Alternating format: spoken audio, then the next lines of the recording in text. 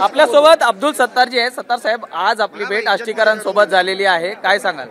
अरे, आष्टीकर साहेब माझे मित्र आहेत, ते आमच्या जिल्ह्याचे खासदार आहेत आणि खासदार महोदय ज्यावेळेस येतात त्यांना पूर्ण त्यांच्याशी चर्चा विचारविनिमय जिल्ह्याच्या विकासासाठी करावं लागतं।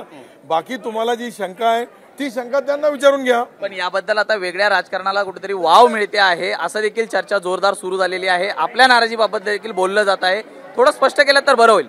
माझी कोणतीही नाराजगी नाही। आम्ही काही राजकीय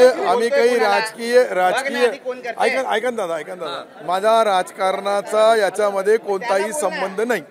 पण एकूणच ज्याबद्दल जिल्ह्याचं राजकारण झालं, तुम्ही होतात, बांगर साहेब होतात, आष्टीकर साहेब होते, कुठेतरी वेगळ्या शिवसेनेला ताकद मिळण्यासाठी हे सगळे प्रयत्न सुरू आहेत का?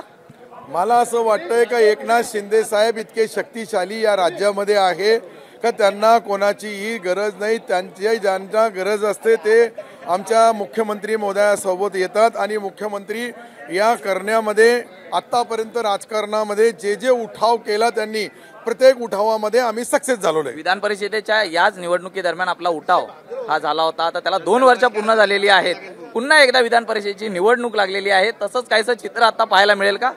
एक लक्षात घ्या, त्यावेळेस बी सन्माननीय मुख्यमंत्री एकनाथ शिंदे साहेबांनी आदेश दिला होता का पक्षाच्या उमेदवाराला निवडून आणायचा। आमचा एकही मत त्यावेळेस फुटला नाही, सर्वांनी शिवसेनेलाच मतदान केलं आणि शिवसेनेचे उमेदवार विजयी केले।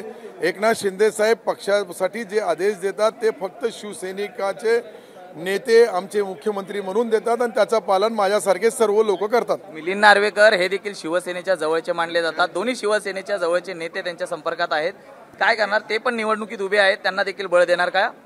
मला असं वाटतंय की 2 उमेदवार आमचे दोन्हीही माजी खासदार यांना उमेदवारी दिलेली आहे, दोघांना निवडून आणण्याची जबाबदारी आमच्यावर आहे आणि ही जबाबदारी पार पाडण्यामध्ये आम्ही कुठेही कमी पडणार नाही। नार्वेकरांबद्दल काय सांगाल? मला फक्त एकनाथ शिंदे साहेबांच्या उमेदवारांच्या बाबतीत विचारा, दुसऱ्या पक्षाच्या बाबतीत मी काही बोलणार नाही। सर, आमच्याशी बातचीत केल्याबद्दल। व्हिडिओ जर्नलिस्ट रुपेश शेलारसह मी सुरज सावंत, एबीपी माझा, मुंबई।